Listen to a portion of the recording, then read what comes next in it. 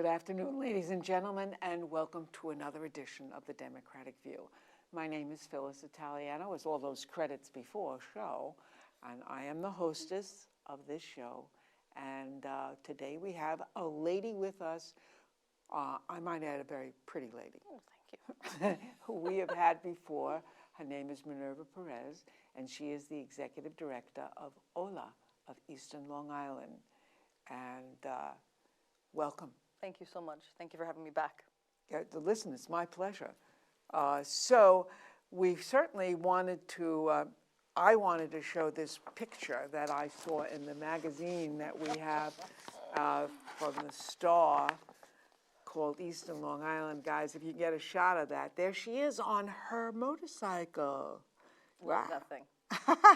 Do you really ride a motorcycle around town? I do. That's a Ducati Multistrada, which was my dream bike, so I was so happy to get it. It is used, but it works perfectly, and when it warms up a little bit more, I will be out there on that thing. Uh-huh. Yeah. Okay, well, that, you know, sometimes I wish I had something like that to get me around some of the traffic of we get over here when the weather gets good. Sure. So tell us, first of all, about your organization. Now, you are born and raised here, am I correct? I am, yeah. I am born and raised, born in Manhattan, raised in Miami, went to college in Manhattan, and then ended up coming out east. So that's my full trajectory.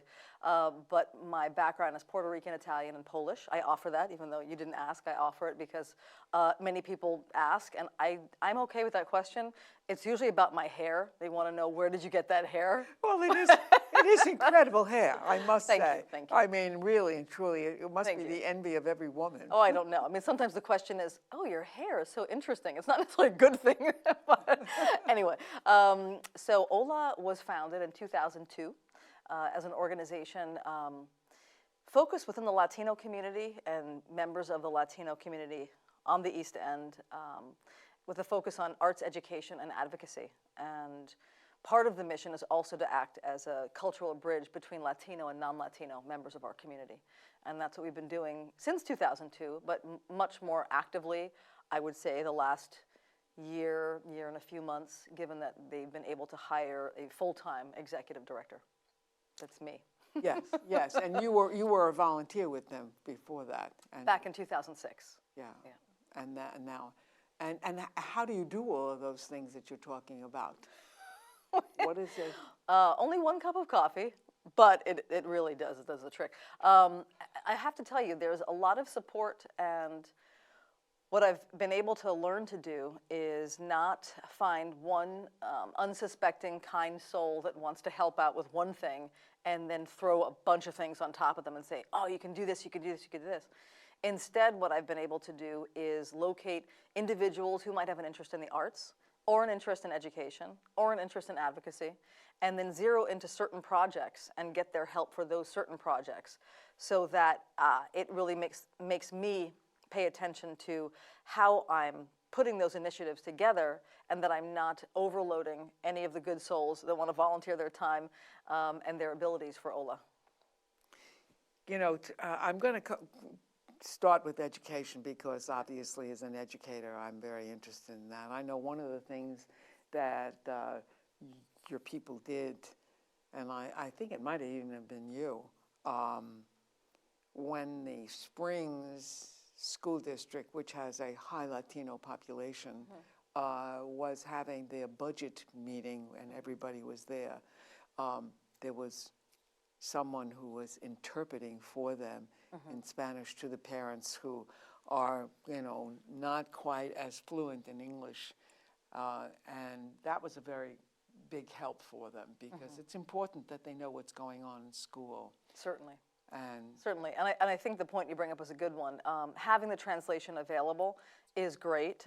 Having it available consistently is better because it gives that consistent message that we do want you at these meetings.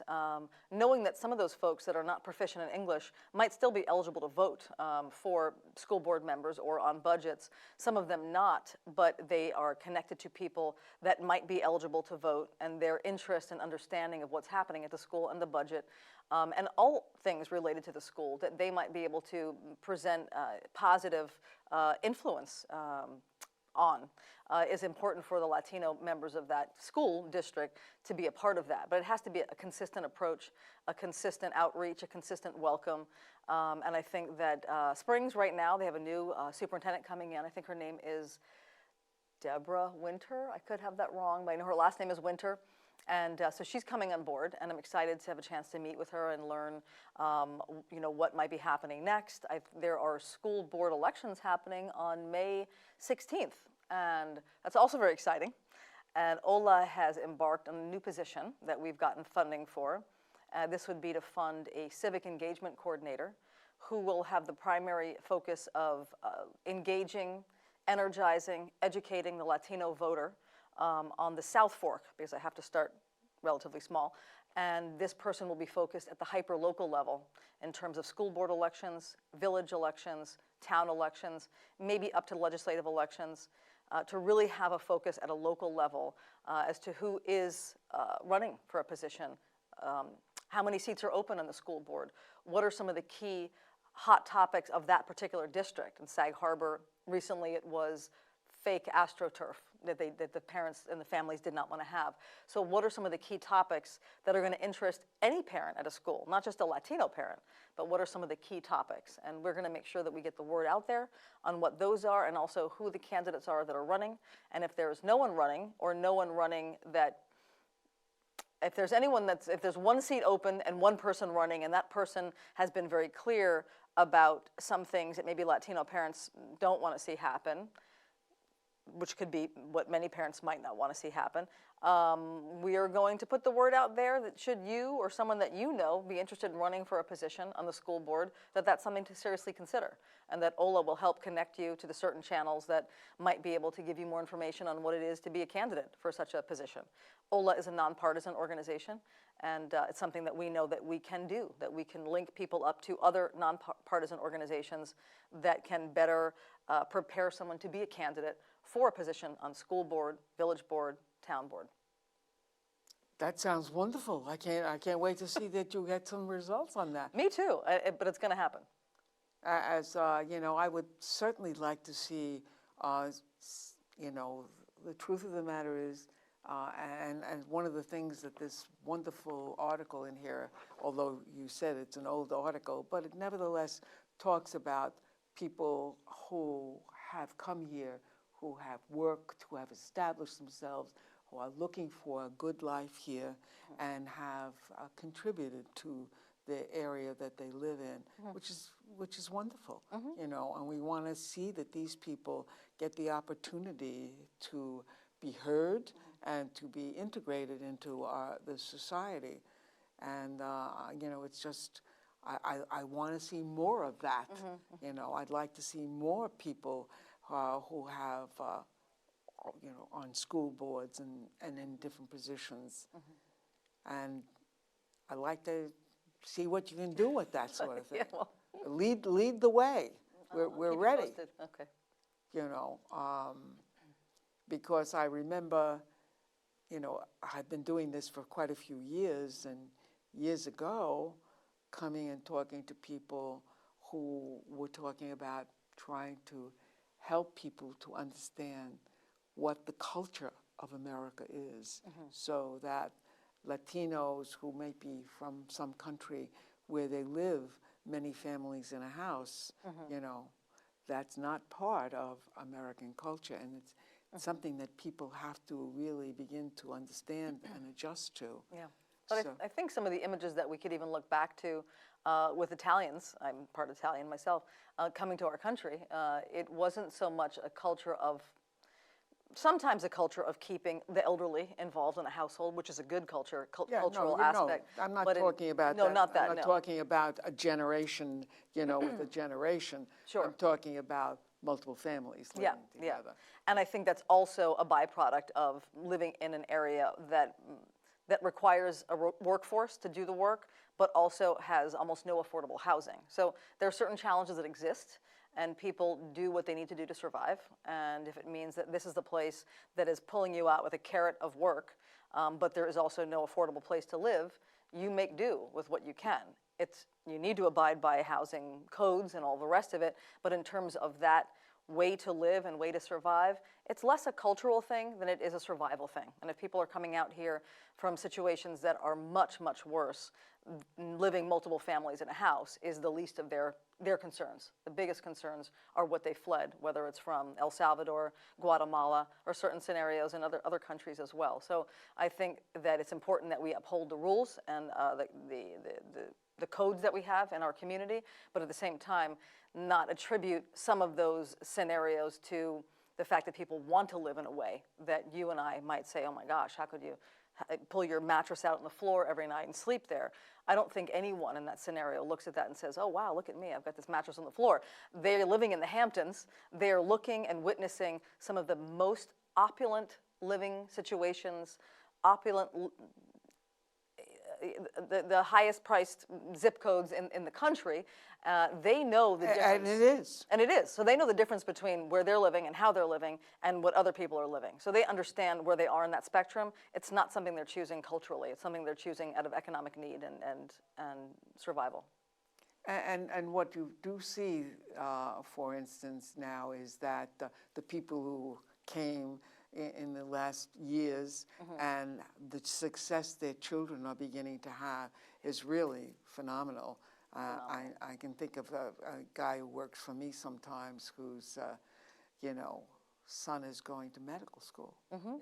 That's really terrific. It's fantastic. I think the focus on education has been really, it's been wonderful to see the fruits of that. We've got several people that are either in the midst of getting their master's degree in business, that are finishing up law school, that are going on to other countries. One woman, I think she's from Ecuador, I could be wrong, but she finished up, got her law degree, and now she's heading out to Vietnam to help people that need lawyers in Vietnam. So we've got just this tremendous crop of young people kind of coming up through our East End, our schools, that feel very connected to this community. It is their community, and they are going out and doing great things. We are lucky to have sort of the reverse brain drain. There was a woman from Southampton who has joined OLA as our development and outreach associate. She graduated from FIT. She's come back to live in Southampton, and she's joined OLA.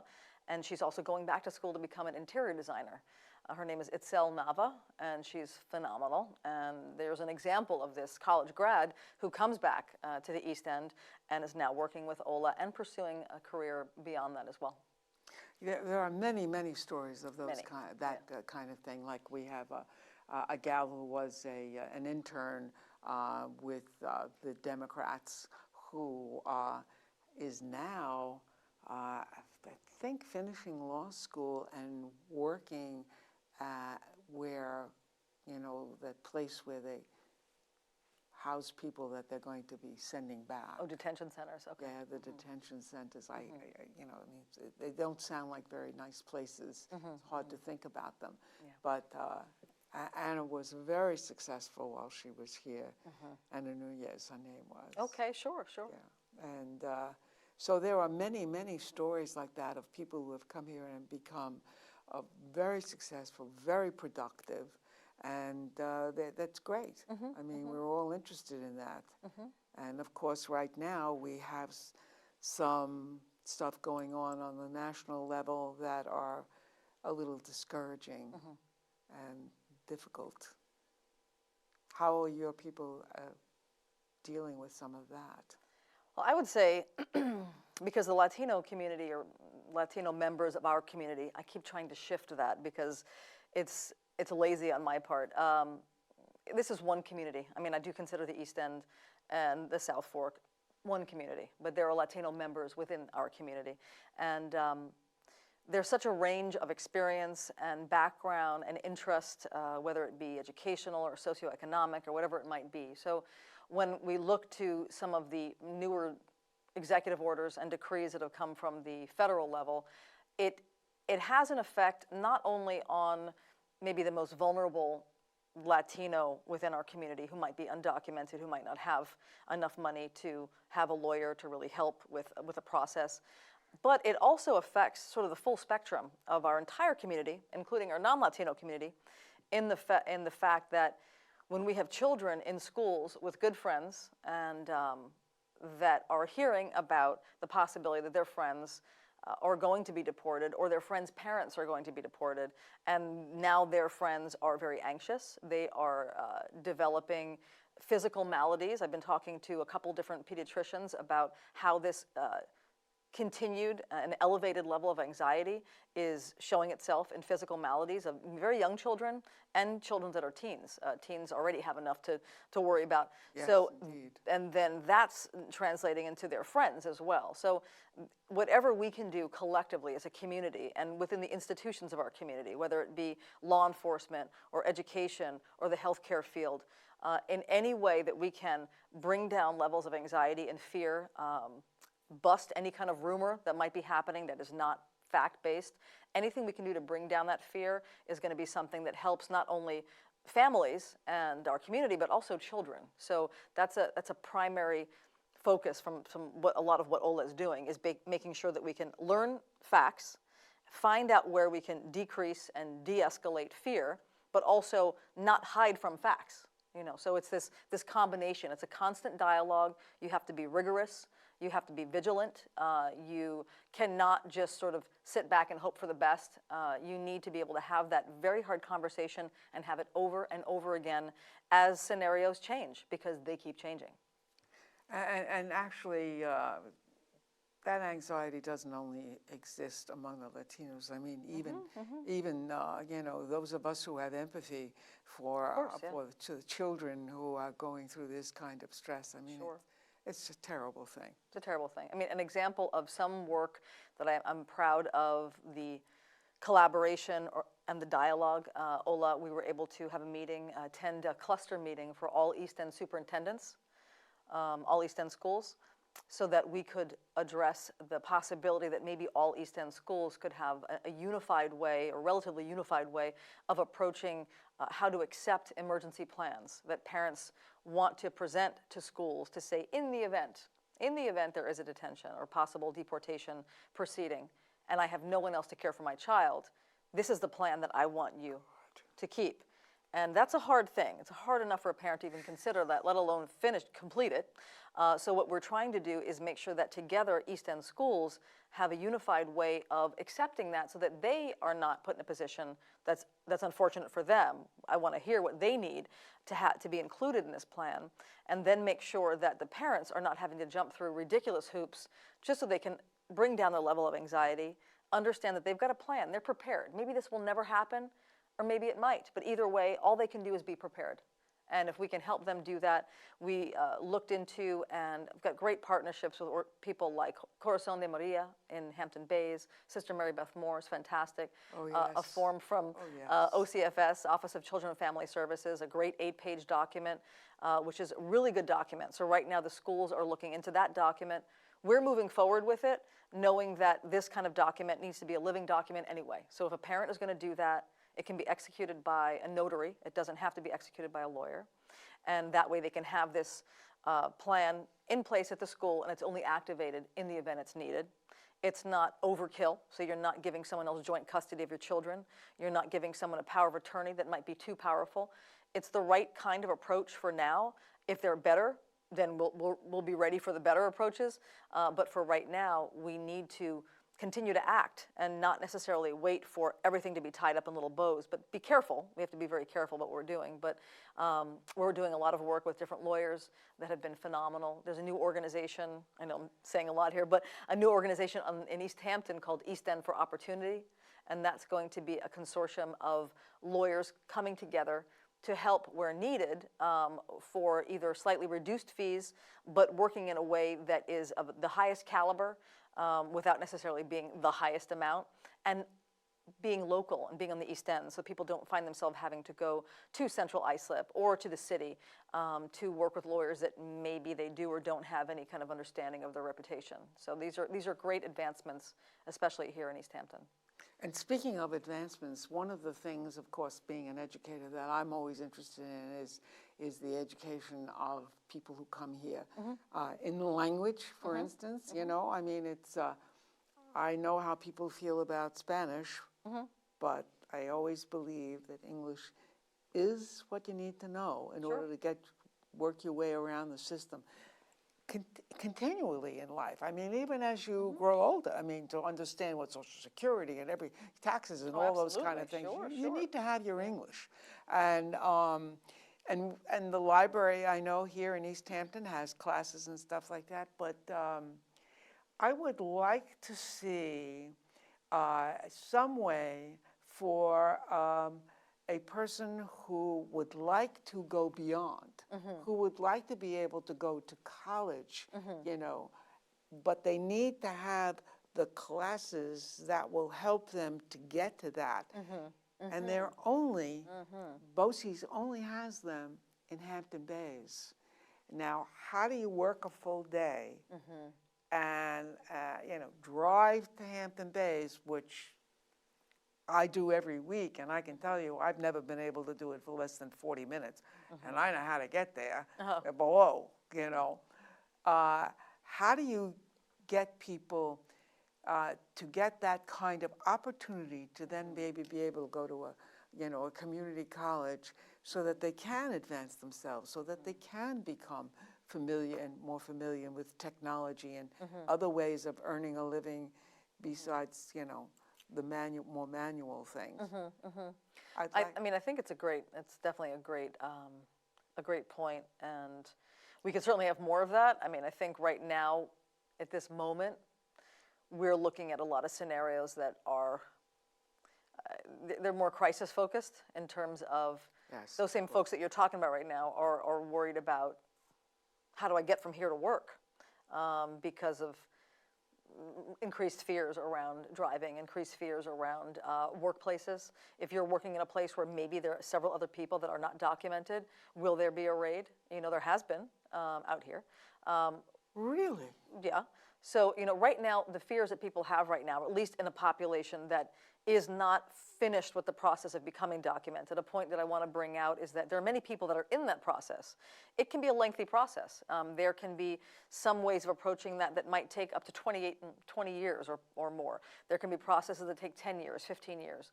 And some pathways don't exist for certain people if they're unskilled laborers, so that in terms of where people are on that process, they might be in the middle somewhere, but if they're not fully there yet, there's fear. And if they are fully there, even full citizens have a lot of fear that they're hanging on to for their loved ones, whether it be sisters or aunts or uncles, what have you. So in terms of where the focus is, we don't ever want to take the focus off of education or take the focus off of arts either, because art is a way that we have a dialogue that allows us to speak on topics that we can't get close to speaking on when we're talking politically or we're speaking in other terms. Art allows us to have that dialogue, and these are things that we don't ever want to back off of in terms of our mission, but we also recognize that right now the crisis level of fear and survival, that's kind of what we're looking at right now. In terms of next steps with you know, bringing people forward, some people are doing that. Some people are finding a way to connect themselves to, whether it's classes at BOCES or other online possibilities. So we see some of that happening right now, but in terms of making that a better connection to it, transportation is a big piece of that as well. It's not just driving from here to Hampton Bays, it's maybe you shouldn't be driving at all. So these are realities. Oh, God. I'm sorry, but you know. Holy mackerel, are you sure we're in America? I mean, that's terrible. That's terrible. I know that I had read once that some woman was stopped, and there was absolutely no reason why she was stopped except that she was Latino. I mean, that's crazy. I mean, some of that might happen. The good thing that I'm actually thrilled with is our OLA has been led into a dialogue with local law enforcement, at least at South Fork. We're doing a lot of work with East Hampton and Southampton. And I've almost been spending more time with law enforcement than with fellow Latinos. But it's great. It's given me a lot of information.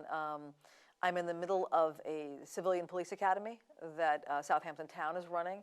And it's just amazing to understand more of the breadth and the depth of what Southampton law enforcement does, what they're responsible for, how they do it, how rigorous they are in what they do. Also the new police chief coming on board. I'm thrilled with his background. I'm excited to know what he's going to be doing next. But the officers and the detectives and the dispatch, the people that we've been getting to know, that I've been getting to know in Southampton Town Police, they've been amazing, really amazing. And being able to have a dialogue. We talk about some difficult stuff. We talk about the fact that some of this fear that sort of plunked itself down in our community wasn't generated by local law enforcement. It wasn't generated by me or by OLA or by Latinos. It is here.